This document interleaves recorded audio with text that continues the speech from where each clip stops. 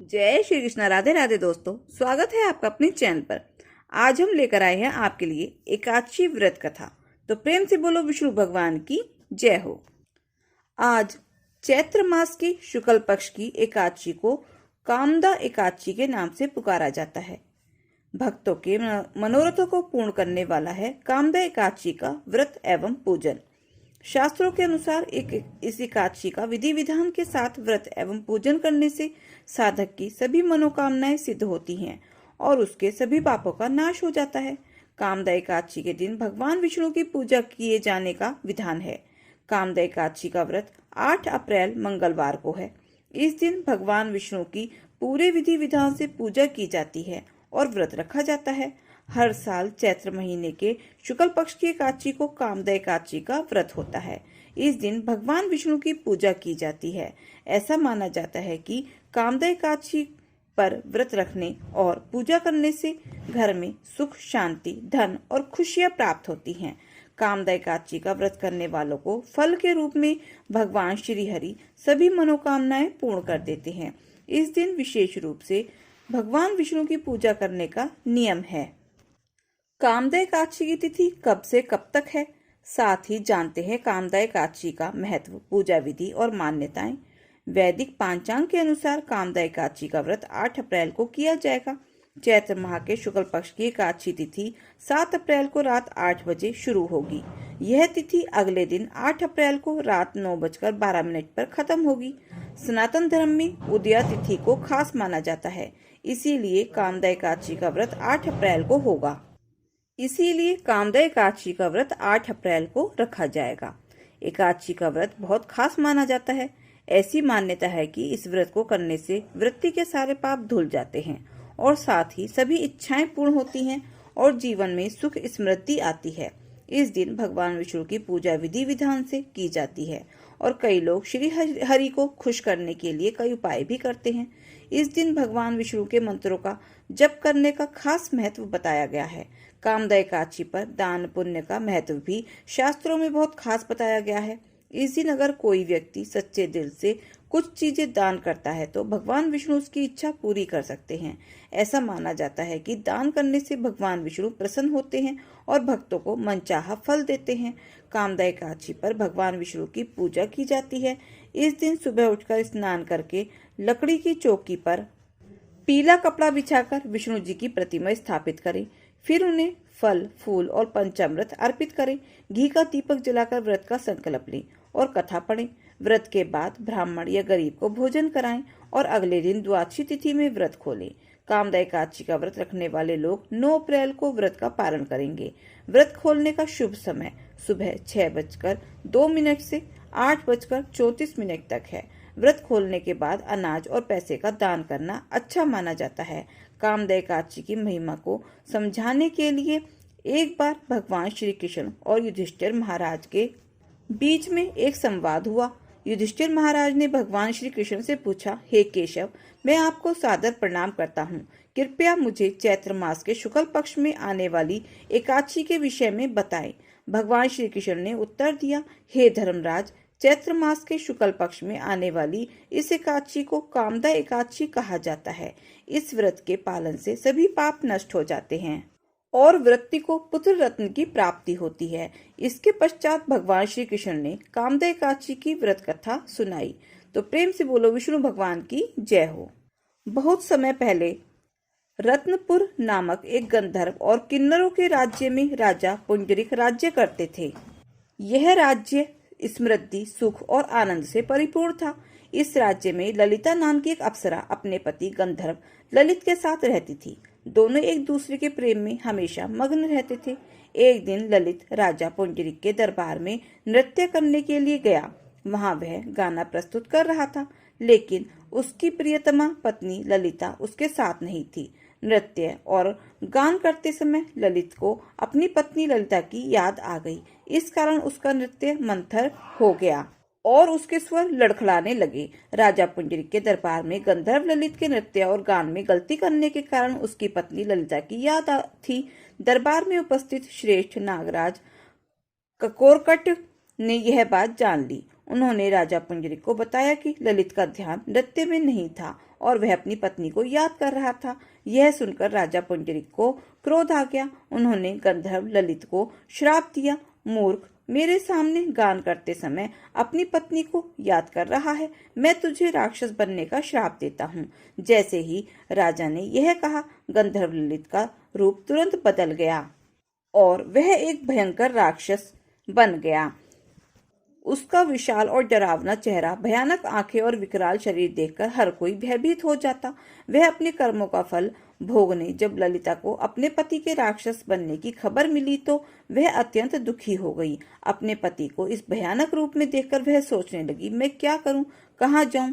मेरे पति अत्यंत कष्ट में हैं। वह रोते हुए अपने पति के पीछे पीछे जंगल में भटकने लगी। तभी उसे एक सुंदर आश्रम दिखाई दिया जहाँ एक शांतिपूर्ण ऋषि ध्यानमग्न बैठे थे। ललिता तुरंत उनके पास गई और उन्हें प्रणाम करके उनके सामने खड़ी हो गई। ऋषि ने उस दुखी स्त्री को देखकर पूछा, तुम कौन हो और यहाँ कैसे आई हो? ललिता ने कहा, हे महामुनि, मेरा नाम ललिता है। मेरे पति अपने पापों के कारण राक्षस बन गए हैं और इस घने जंगल में भटक रहे हैं। मैं उन्हें इस अवस्था में नहीं देख सकती। कृपया मुझे कोई ऐसा उपाय बताएं जिससे मेरे पति इस राक्षस योनि से मुक्त हो सकें। ऋषि ने ललिता से कहा, हे पुत्री, यह समय चैत्र मास के शुक्ल पक्ष की कामदा एकादशी का है, जो सभी पापों को नष्ट करने वाली और अत्यंत शुभ है। तुम विधि पूर्वक इस कामदा एकादशी का व्रत करो और इसके व्रत का पुण्य अपने पति को दान कर दो। इससे तुम्हारे पति के सभी पाप एक क्षण में नष्ट हो जाएंगे। ऋषि की बात सुनकर ललिता ने पूरे विधि विधान से कामदा एकादशी का व्रत किया और भगवान विष्णु की पूजा की। व्रत और पूजा समाप्त करने के बाद वह उसी ब्राह्मण ऋषि के पास गई और बोली, हे ऋषिवर, मैंने कामदा एकादशी का व्रत किया है और इसके पुण्य को अपने पति के उद्धार के लिए अर्पित करती हूँ। जैसे ही ललिता ने ऐसा कहा, उसके पति ललित के सभी पाप क्षण भर में नष्ट हो गए और वह अपने दिव्य स्वरूप में लौट आए। कामदा एकादशी व्रत के प्रभाव से पति पत्नी दोनों पहले से भी अधिक सुंदर रूप में परिवर्तित हो गए। वे स्वर्गलोक को प्रस्थान कर गए।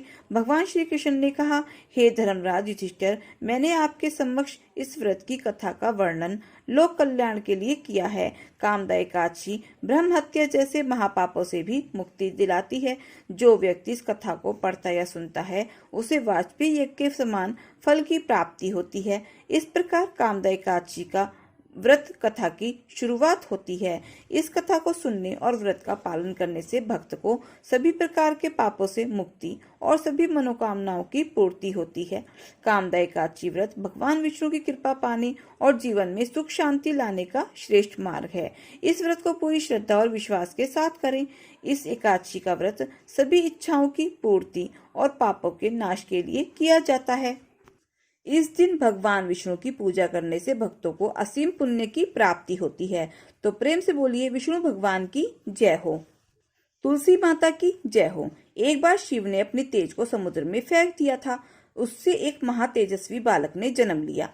यह बालक आगे चलकर जलंधर के नाम से पराक्रमी दैत्य राजा बना। इसकी राजधानी का नाम जलंधर नगरी था। दैत्यराज कालनेमी की कन्या वृंदा का विवाह जलंधर से हुआ। जलंधर महाराक्षस था। अपनी सत्ता के मद में चूर उसने माता लक्ष्मी को पाने की कामना से युद्ध किया, परंतु समुद्र से ही उत्पन्न होने के कारण माता लक्ष्मी ने उसे अपने भाई के रूप में स्वीकार किया। वहां से पराजित होकर वह देवी पार्वती को पाने की लालसा से कैलाश पर्वत पर गया। भगवान देवादिदेव शिव का ही रूप धरकर माता पार्वती के समीप गया, परंतु मां ने अपने योग बल से उसे तुरंत पहचान लिया और वह वहां से अंतर्ध्यान हो गई। देवी पार्वती ने क्रुद्ध होकर सारा वृतांत भगवान विष्णु को सुनाया। जलंधर की पत्नी वृंदा अत्यंत पतिव्रता स्त्री थी। उसी के पतिव्रत धर्म की शक्ति से जलंधर ना तो मारा जाता था और ना ही पराजित होता था। इसीलिए जलंधर का नाश करने के लिए वृंदा के पतिव्रत धर्म को भंग करना बहुत ही आवश्यक था। इसी कारण भगवान विष्णु ऋषि का वेश धारण करके वन में जहाँ पहुंचे, जहाँ वृंदा अकेली भ्रमण कर रही थी। भगवान के साथ दो मायावी राक्षस भी थे, जिन्हें देखकर वृंदा भयभीत हो गई। ऋषि ने वृंदा के सामने पल में दो को भस्म कर दिया। उनकी शक्ति देखकर वृंदा ने कैलाश पर्वत पर महादेव के साथ युद्ध कर रहे अपने पति जलंधर के बारे में पूछा। ऋषि ने अपने माया जाल से 2 वानर प्रकट किए। एक वानर के हाथ में जलंधर का सिर था तथा दूसरे के हाथ में धड़। अपने पति की यह दशा देखकर वृंदा मूर्छित हो पृथ्वी पर गिर पड़ी। होश में आने पर उन्होंने ऋषि रूपी भगवान से विनती की कि वह उसके पति को जीवित करें। भगवान ने अपनी माया से पुनः जलंधर का सिर धड़ से जोड़ दिया, परंतु स्वयं भी वह उसी शरीर में प्रवेश कर गए। वृंदा को इस छल का तनिक भी आभास न हुआ। जलंधर बने भगवान के साथ वृंदा पतिव्रता का व्यवहार करने लगी, जिससे उसके सतीत्व भंग हो गया। ऐसा होते ही वृंदा का पति जलंधर युद्ध में हार गया। इस सारी लीला का जब वृंदा को पता चला तो उसने क्रुद्ध होकर भगवान विष्णु को हृदयहीन शिला होने का श्राप दिया। अपने भक्त के श्राप को भगवान विष्णु ने स्वीकार किया और शालिग्राम पत्थर बन गए। सृष्टि के पालनकर्ता के पत्थर बन जाने से ब्रह्मांड में असंतुलन की स्थिति हो गई। यह देखकर सभी देवी देवताओं ने वृंदा से प्रार्थना की कि वह भगवान विष्णु को श्राप मुक्त कर दें। वृंदा ने भगवान विष्णु को श्राप मुक्त कर स्वयं आत्मदाह का लिया। जहाँ वृंदा भस्म हुई वहां तुलसी का पौधा उगा। भगवान विष्णु ने वृंदा से कहा, हे वृंदा, तुम अपने सतीत्व के कारण मुझे लक्ष्मी से भी अधिक प्रिय हो गई हो। अब तुम तुलसी के रूप में सदा मेरे साथ रहोगी। तब से हर साल कार्तिक महीने के देव उठनी एकादशी का दिन तुलसी विवाह के रूप में मनाया जाता है। जो मनुष्य भी मेरे शालिग्राम रूप के साथ तुलसी का विवाह करेगा उसे इस लोक और परलोक में विपुल यश प्राप्त होगा। उसी दैत्य जलंधर की यह भूमि जलंधर नाम से विख्यात है। सती वृंदा का मंदिर मोहल्ला कोट किशनचंद में स्थित है। कहते हैं कि इस स्थान पर एक प्राचीन गुफा भी थी जो सीधी हरिद्वार तक जाती थी। सच्चे मन से 40 दिन तक सती वृंदा देवी के मंदिर में पूजा करने से सभी मनोरथ पूर्ण होते हैं। प्रेम से बोलो तुलसी माता की जय हो। एक बार एक राज्य में एक राजा रहा करता था। राजा बहुत ही बुद्धिमान और बलशाली था। राजा सदैव अपनी प्रजा का बहुत अच्छे से ध्यान रखता था। प्रजा भी अपने राजा को बहुत पसंद करती थी। राजा की 2 बेटियां थी। राजा अपनी दोनों बेटियों से बहुत प्रेम करता था। राजा की छोटी बेटी देखने में बहुत सुंदर और आकर्षक थी। राजा की बड़ी बेटी छोटी बेटी के मुकाबले थोड़ा कम सुंदर थी। राजा की छोटी बेटी ग्यारस माता की पूजा किया करती थी और सभी लोग राजा की छोटी बेटी से बहुत प्रेम करते थे और बहुत प्रशंसा किया करते थे। राजा भी अपनी छोटी बेटी को बहुत बड़ी बेटी से अधिक प्रेम किया करते थे, जिस कारण राजा की बड़ी बेटी को अपनी छोटी बहन से बहुत नफरत होने लगी थी। राजा की दोनों बेटियां जब बड़ी हो गई तब एक पड़ोस राज्य में रहने वाला राजकुमार राजा की बड़ी बेटी के लिए रिश्ता लेकर आए। लेकिन जैसे ही उस राजकुमार की नजर राजा की छोटी बेटी पर पड़ी तो वह राजकुमार राजा की छोटी बेटी पर आकर्षण हो गया और उससे पहली नजर में ही प्रेम कर बैठा। उस राजकुमार ने राजा की बड़ी बेटी के साथ विवाह करने से मना कर दिया और उसने राजा से कहा कि मैं आपकी छोटी बेटी से विवाह करना चाहता हूँ। जिसके बाद राजा की बड़ी बेटी यह देखकर अपनी छोटी बहन से बहुत क्रोधित हो गई और राजा की बड़ी बेटी ने अपनी छोटी बहन को अपना सबसे बड़ा दुश्मन मान लिया। राजा की बड़ी बेटी ने अपनी छोटी बहन से बदला लेने का निर्णय कर लिया, जिसके लिए उसने अपनी छोटी बहन को जान से मारने का प्लान बनाया। राजा की बड़ी बेटी ने अपनी छोटी बहन को मारने के लिए सबसे पहले एक लड्डू में जहर मिलाकर अपनी छोटी बहन को दे दिया और उसके लड्डू खाने के लिए कहा। लेकिन लड्डू खाने के बाद भी छोटी बहन को कुछ नहीं हुआ। बड़ी बहन यह देखकर बहुत ही आश्चर्यचकित हो गई। लेकिन बड़ी बहन ने हार नहीं मानी और उसने जब रात में छोटी बहन अपने कमरे में सो रही थी तब एक मटके में सांप रखकर उसके कमरे में छोड़ दिया। लेकिन सांप भी छोटी बहन का कुछ नहीं कर पाया। जिसके बाद बड़ी बहन ने अपनी छोटी बहन से कहा कि चलो हम लोग कुएं में से पानी भरकर लाते हैं। जिसके लिए वह अपनी छोटी बहन को पानी भरने के बहाने कुएं के पास ले गई और उसने अपनी छोटी बहन को कुएं में धक्का दे दिया। लेकिन छोटी बहन को तब भी कुछ नहीं हुआ, क्योंकि हर बार ग्यारस माता उसकी रक्षा कर रही थी और उधर बड़ी बहन अपने सारे प्रयासों के बाद असफल हो रही थी, जिससे वह बहुत ही क्रोधित होती जा रही थी। फिर उसने अपनी छोटी बहन के पास जाकर उससे खुद ही पूछ लिया कि मेरी छोटी बहन, तुमको पता है भगवान ने सबकी मृत्यु एक निश्चित समय पर लिखी हुई है, और तुम्हारी मृत्यु कैसे होगी, क्या तुम यह जानती हो?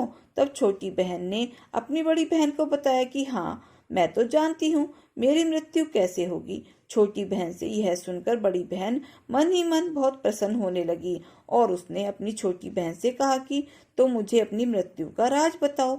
छोटी बहन ने अपनी बड़ी बहन से कहा कि मेरी मृत्यु तो एक तोते में है, जो तोते के गले में एक हार है, उससे मेरी मृत्यु होगी। जब तक कोई भी व्यक्ति तोते को मारकर वह हार अपने गले में पहनेगा तो मैं मूर्छित हो जाऊंगी, और जैसे ही उस हार को अपने गले से उतारेगा तो मैं वापस जीवित हो जाऊंगी। अपनी छोटी बहन की मृत्यु का राज जानकर बड़ी बहन बहुत ही खुश हो गई और उसने अपनी छोटी बहन को मारने के लिए उसके पालतू तोते को ढूंढना शुरू कर दिया।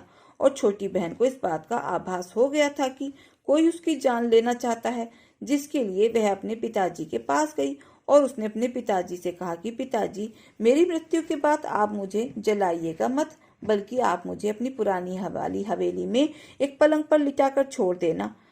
अपनी छोटी बेटी की लड़की की यह बात सुनकर राजा बहुत आश्चर्यचकित हो गए। राजा ने अपनी छोटी बेटी से पूछा कि बेटी, तुम ये क्या कह रही हो?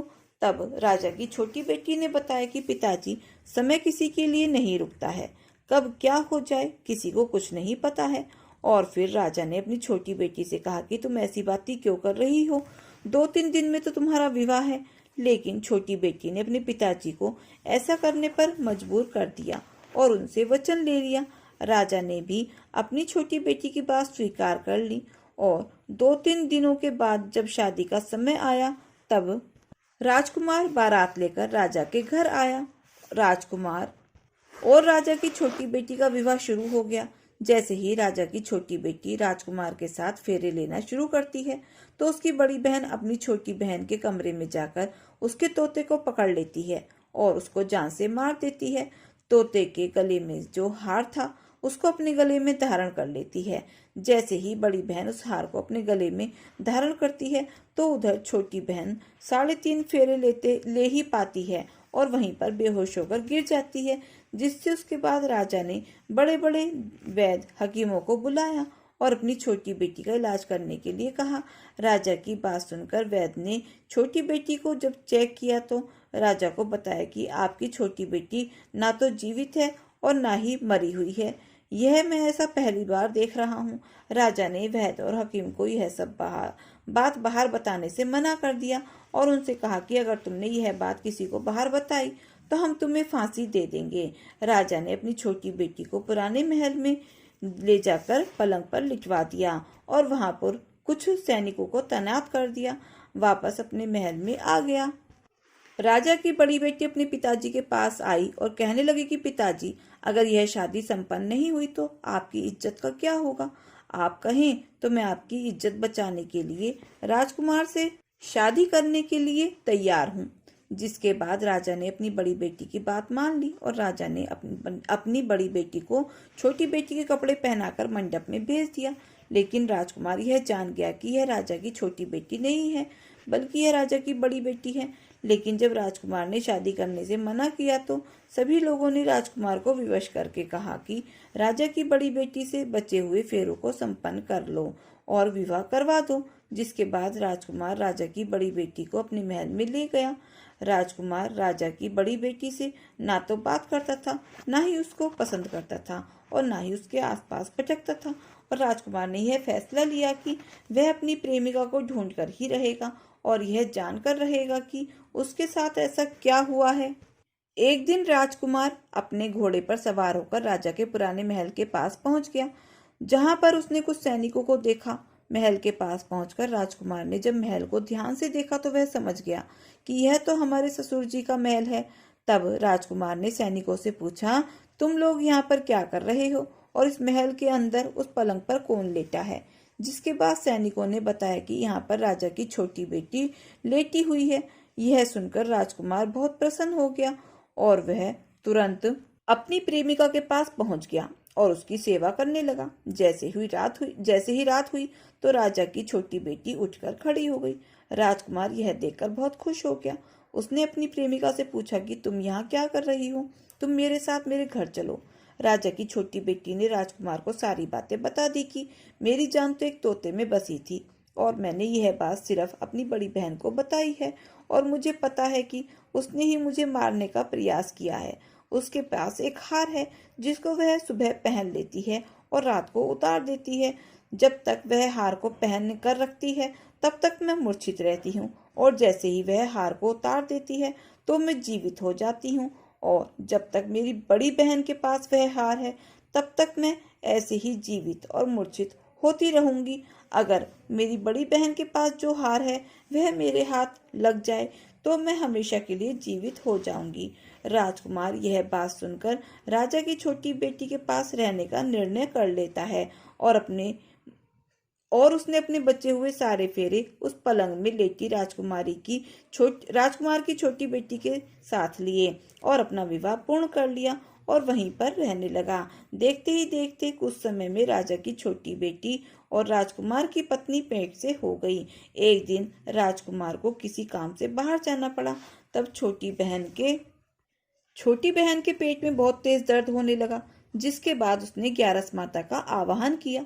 जिसके बाद वहां पर ग्यारस माता प्रकट हुई और उन्होंने अपने भक्तों के दर्द को दूर किया और उसे एक पुत्र की प्राप्ति करवाई। और वहीं पर अचानक से राजकुमार भी आ गया। राजकुमार ने ग्यारस माता को देखा तो वह आश्चर्यचकित हो गया और उसने तुरंत माता को प्रणाम किया और ग्यारस माता ने राजकुमार से कहा कि जब तुम्हारा बेटा 5 वर्ष का हो जाए तो तुम अपनी पत्नी का हार लाकर इसके गले में डाल देना। और देखते ही देखते राजकुमार और राजकुमारी का पुत्र 5 वर्ष का हो जाता है। तो राजकुमार अपने बेटे से कहता है कि बेटा, मैं कुछ काम से बाहर जा रहा हूँ, तुम अपनी माता का ध्यान रखना, और वहां से चला जाता है। राजा के बाहर निकलता देख बड़ी बहन के सैनिक देख लेते हैं और बड़ी बहन को जाकर सारी बातें बता देते हैं। जिसके बाद बड़ी बहन अपनी छोटी बहन के पुत्र को वहां से उठवा लेती है और उसको मरवा देती है। छोटी बहन के पुत्र के 2 टुकड़े करवा देती है। पहला टुकड़ा चक्की के पास छुपा देती है और दूसरा टुकड़ा अपने पलंग के नीचे रख लेती है। अब ग्यारस माता भिखारी का रूप लेकर आती हैं। एक भिखारी का रूप रखकर बड़ी बहन के पास चली जाती हैं, जिसके बाद वहां पर भिक्षा मांगने लगती हैं। बड़ी बहन अपने नौकरों से कहती है कि जाकर भिक्षा दे दो, लेकिन जैसे ही नौकर ग्यारस माता को भिक्षा देने के लिए आते हैं तो माता उन्हें मना कर देती है और कहती है कि मैं तुम्हारी महारानी से ही भिक्षा लूंगी। जिसके बाद बड़ी बहन स्वयं ही भिक्षा देने के लिए माता के पास आती है।